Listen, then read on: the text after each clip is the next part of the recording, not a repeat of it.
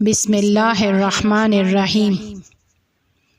پھر محرم آ چکا تھا۔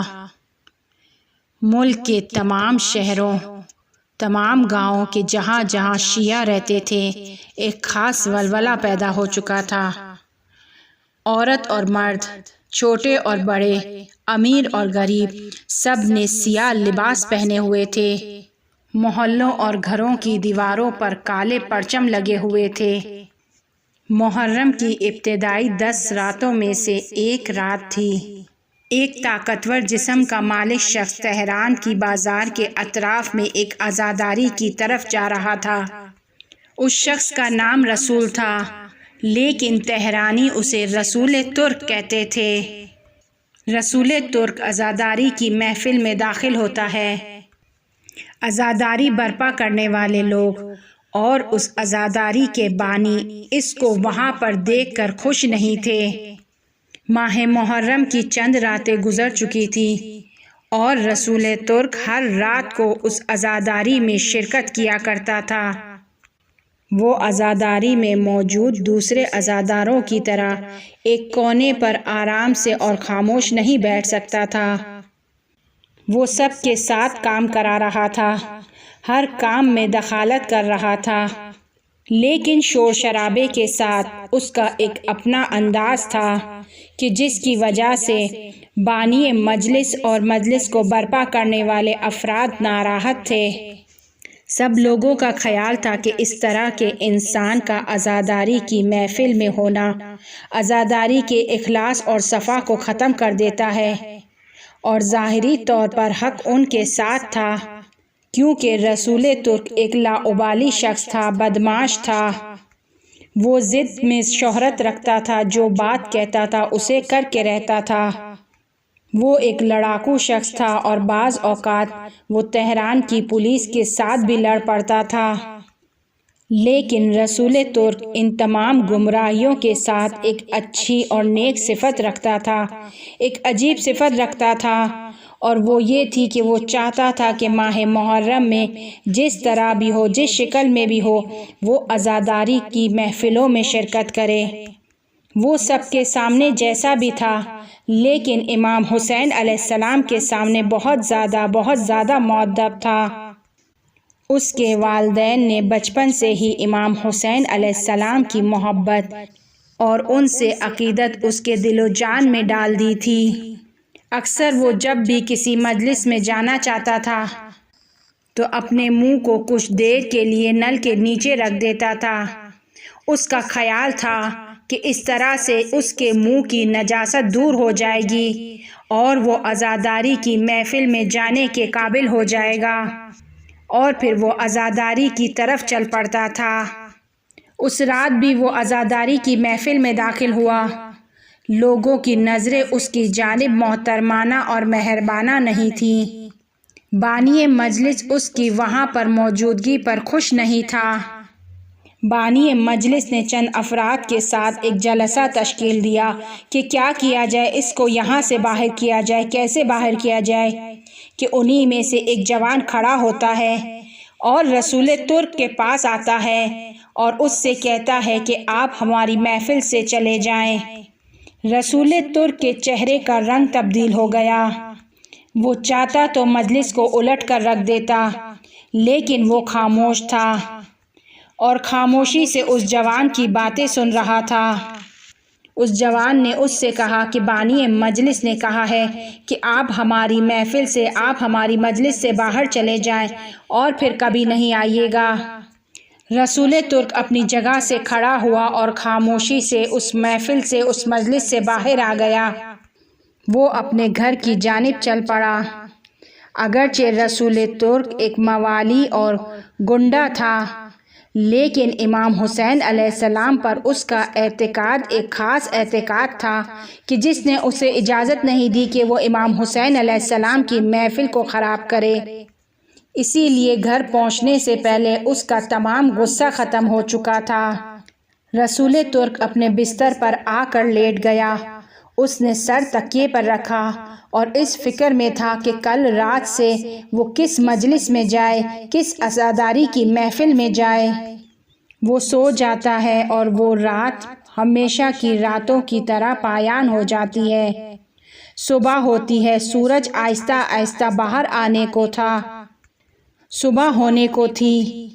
اکثر لوگ ابھی اپنے گھروں سے باہر نہیں آئے تھے، شہر میں سناٹا چھایا ہوا تھا۔ اسی اثنا میں ایک اور دروازہ کھلتا ہے اور اس سے ایک شخص باہر آتا ہے۔ اس کی حالت سے معلوم ہو رہا تھا کہ وہ کسی عام کام کے لیے نہیں جا رہا ہے، روزمرہ کے کاموں کو انجام دینے کے لیے نہیں جا رہا ہے۔ وہ شخص اسی جانب حرکت کر رہا تھا کہ جہاں پر رسول ترک کا گھر تھا۔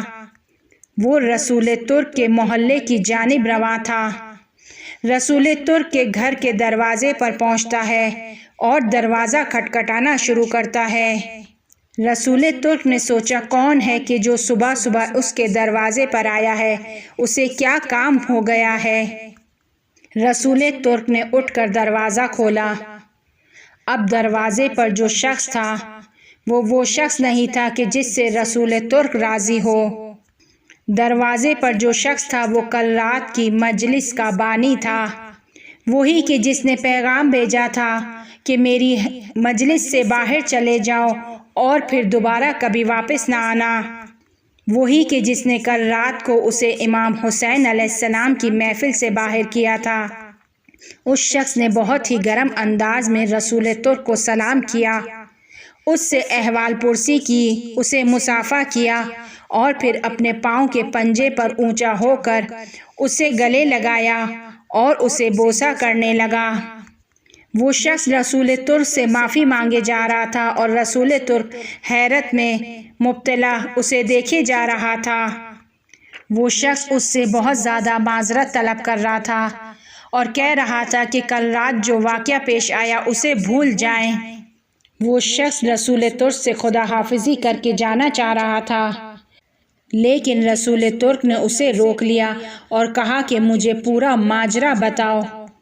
اس شخص نے رسول ترک کے بارے میں ایک خواب دیکھا تھا، لیکن وہ اس خواب کو رسول ترک کے لیے بیان نہیں کرنا چاہتا تھا۔ وہ نہیں جانتا تھا کہ اس خواب میں رسول ترک کے لیے امام حسین علیہ السلام سے ایک پیغام ہے۔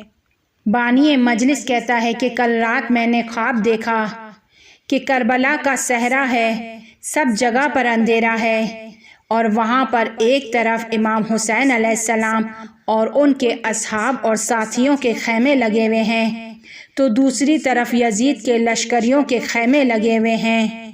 بانی مجلس کہتا ہے کہ میں نے سوچا کہ میں جا کر امام حسین علیہ السلام کے خیموں کی خبر لوں، ان کے حالات کا مشاہدہ کروں۔ ابھی میں کچھ قدم ہی آگے بڑھا تھا کہ میں اچانک متوجہ ہوتا ہوں کہ ایک کتا ہے کہ جو پاسبانی کر رہا ہے، نگہبانی دے رہا ہے امام حسین علیہ السلام کے خیمے کی۔ وہ کتا مسلسل بھونکے جا رہا تھا اور حملے کر رہا تھا اور کسی کو بھی اجازت نہیں دے رہا تھا کہ وہ امام حسین علیہ السلام کے خیمے کے نزدیک ہوں۔ میں نے قدم اٹھایا اور امام حسین علیہ السلام کے خیمے کی جانب روانہ ہوا۔ وہ کتا مسلسل حملہ آور ہو رہا تھا اور مجھے امام حسین علیہ السلام کے خیمے کے نزدیک نہیں ہونے دے رہا تھا۔ میں مسلسل اس کوشش میں تھا کہ امام حسین علیہ السلام کے خیمے کے نزدیک ہوں، لیکن وہ کتا مجھے اجازت نہیں دے رہا تھا۔ اسی دوران میں میری نگاہ اس کتے کے سر پر پڑی۔ میں ایک عجیب منظر سے روبرو ہوا۔ میں نے ایک عجیب و غریب منظر دیکھا۔ بانی مجلس یہاں پر رونے لگا اور آنسوؤں کے ساتھ اس نے رسول ترک سے کہا، میں نے دیکھا کہ اس کتے کا چہرہ تمہارا چہرہ ہے، لیکن اس کا جسم کتے کا ہے۔ اے رسول ترک، در حقیقت وہ تم تھے جو امام حسین علیہ السلام کے خیمے کی پاسداری کر رہے تھے۔ رسول ترک کے لیے انتہائی عجیب صبح تھی اور شب اس کی شب قدر تھی، اور اس خواب نے رسول ترک کی پوری زندگی کو الٹ کر رکھ دیا۔ وہ امام حسین علیہ السلام کا عاشق اور شیدائی ہو گیا، امام حسین علیہ السلام کے عشق میں جلنے لگا۔ رسول ترک بھی رونے لگا اور پوچھنے لگا، کیا حقیقت میں امام حسین علیہ السلام کے خیمے کا نگہبان کتا میں تھا؟ اور اس کے بعد کتے کی آواز نکالنے لگا، روتا جا رہا تھا اور کتے کی آواز نکالتا جا رہا تھا، اور پھر کہا کہ آج کے بعد سے میں حسین کا کتا ہوں۔ انہوں نے خود مجھے اس حالت میں قبول کیا ہے۔ اس کے پورے وجود میں حسین علیہ السلام کا عشق بھر چکا تھا، ایک ایسا عشق جس نے اسے حقیقی توبہ کرنے پر مجبور کر دیا، توبہ نصوح، ہمیشہ والی توبہ۔ اس دن کے بعد سے جب بھی لوگ رسول ترک کی زبان سے امام حسین علیہ السلام کے سخن کو سنتے تھے تو منقلب ہو جایا کرتے تھے اور گریہ کیا کرتے تھے۔